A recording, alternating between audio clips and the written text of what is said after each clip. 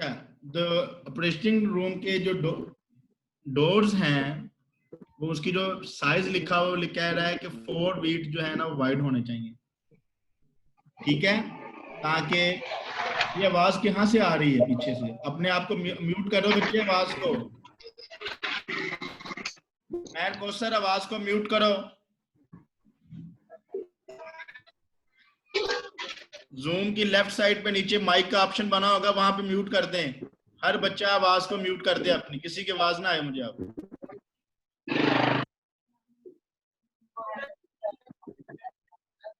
किसकी आवाज आ रही है? सॉरी ना, मेरे आवाज में जो है ना इसका इंटरनेट के कनेक्शन में प्रॉब्लम है।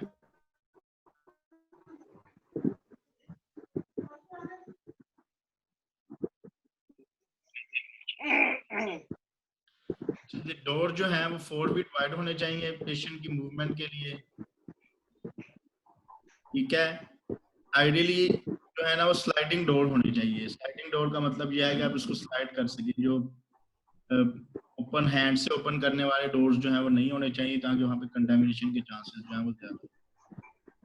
तो डोर इस हिसाब से होने चाहिए कि वो एलिमिनेट करें एयर करंट्स को कास्ट बाय स्विंगिंग डोर्स। यानी कि अगर हम डोर को अंदर या बाहर ओपन करवाएंगे तो वो अंदर या बाहर की जो हवा है उसको मूव करा देंगे।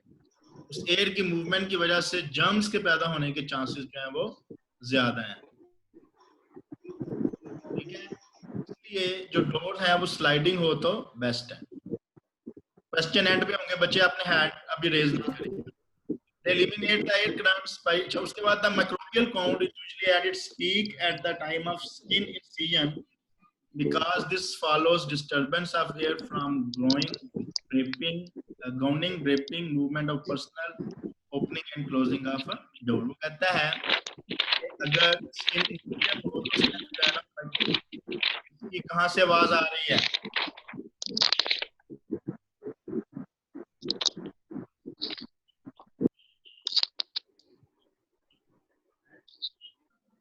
फहीम, अपने आवाज को क्यों नहीं म्यूट कर रहे आप?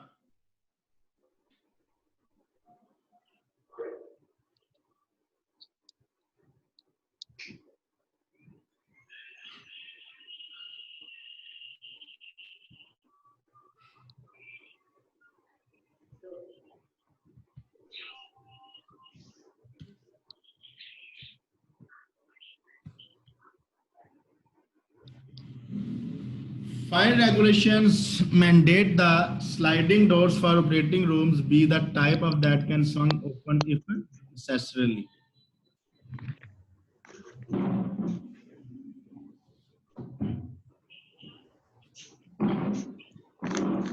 अच्छा, वो कहता है कि जो फायर रेगुलेशन है उसका एक मैंडेट है कि जो स्लाइडिंग डोर है जैसे ही उसके ऊपर कोई धुआं टकराता है डोर के साथ वो ऑटोमेटिकली ओपन हो जाए।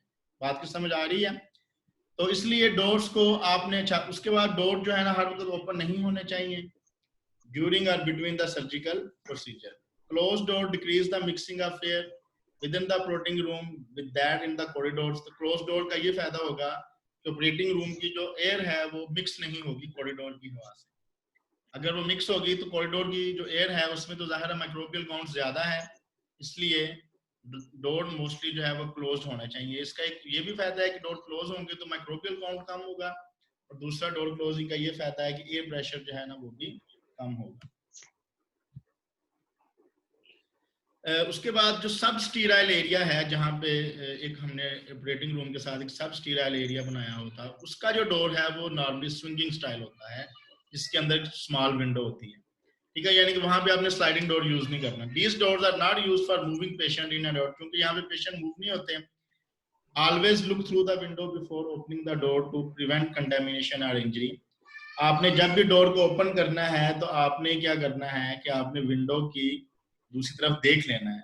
ये ना हो कि आप जो है वो बगैर देखे डोर ओपन कर दें और उधर से कोई बंदा आ रहा हो या उधर कोई बंदा खड़ा हो तो उसको जो है ना वो डोर जोर से लगे और इंजरी के चांस जो है ना वो ज्यादा हो सकते हैं।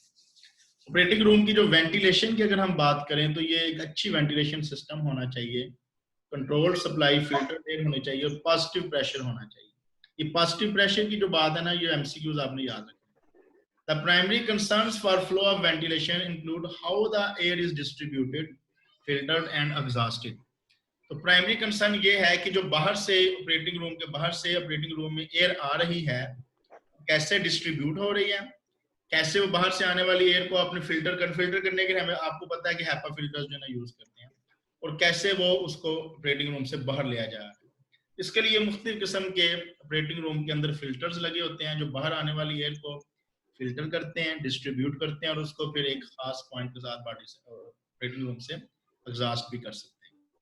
हीटिंग, वेंटिलेशन और एयर कंडीशन सिस्टम जिसको HVAC कहते हैं, ये एक अच्छा सेंट्रलाइज्ड सिस्टम होना चाहिए, लेकिन चूंकि हमारे इधर इतना अच्छा सिस्टम नहीं है, लेकिन एक सेंट्रलाइज्ड सिस्टम होना चाहिए। ये क्या करता है, manufacturers continuously study the best ways to ventilate operating rooms and provide ventilation system compatible with the needs of the sterile team for aseptic air quality. Air changes and circulation provide fresh air and prevent accumulation of anesthetic gases in the room. अच्छा, अगर आपका एक अच्छा ventilation का system है, circulation system अच्छा है, तो जो एनेस्थीसिया की गैसेज है, जिसमें आपको बताया कि बेहोश करने वाली गैसेज भी होती हैं, मुख्तलिफ किस्म की पेन किलर्स भी होती हैं, लाफिंग गैस भी होती है, नाइट्रस ऑक्साइड भी होती है, तो इजीली वहां से वो इवैक्यूएट भी होती रहती है। अगर वो ऑपरेटिंग रूम के अंदर रहेगी तो वो प्रॉब्लम क्रिएट करेगी। तो इन गैसेज की कंसंट्रेशन डिपेंड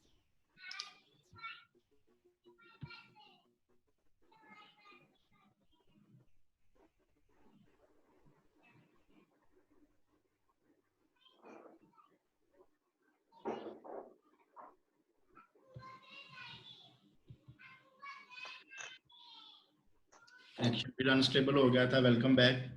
तो जो गैसेस की कंसंट्रेशन है वो कहता है डिपेंड करती है कितनी प्योर एयर जो है वो हमारे सिस्टम में एंटर हो रही है और कितनी वहां पे वो सर्कुलेट करके वहां से बाहर गई है। तो एयर का बाहर से एंटर होना भी प्योर की बहुत ज्यादा जरूरी है।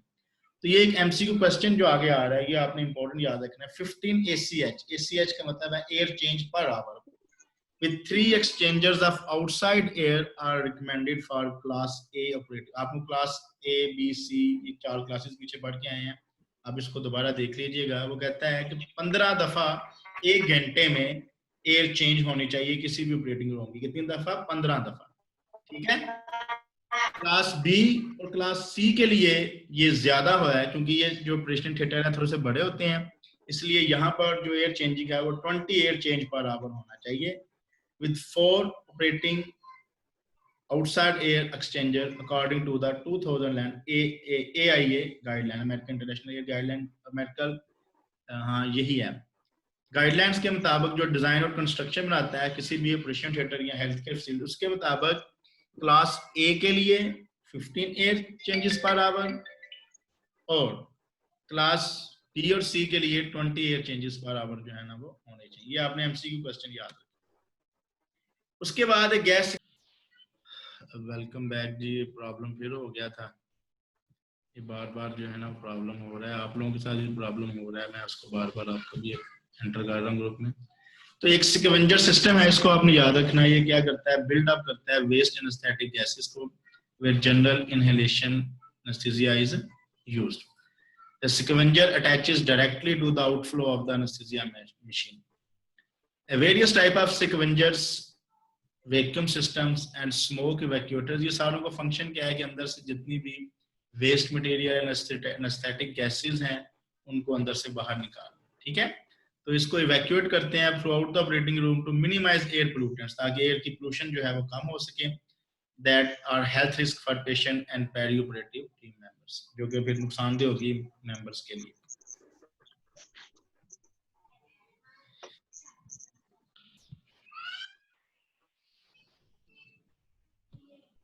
ये बच्चे लास्ट स्लाइड है, इसको देख लें।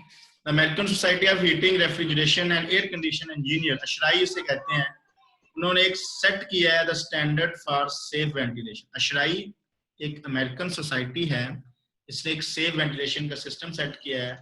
उसको अगर दावा कि new air ducts are installed they should be truly clean before activation to prevent the dispersal of particulate material into that. अगर आपने वहां पे कोई नालियां वगैरह लगाई हैं इवैक्यूएशन के लिए, तो उनको आपने क्लीन करते रहना है। The risk for airborne contaminant is significantly increased, airborne जो कंटेमिनेंट्स का रिस्क है वो भी सिग्निफिकेंटली बढ़ जाता है अगर इन डक्ट्स के अंदर जो है ना वो कोई मटेरियल वगैरह जो है ना वो इकट्ठा हो जाए। और ले लो यार, इनको यहाँ से लेकर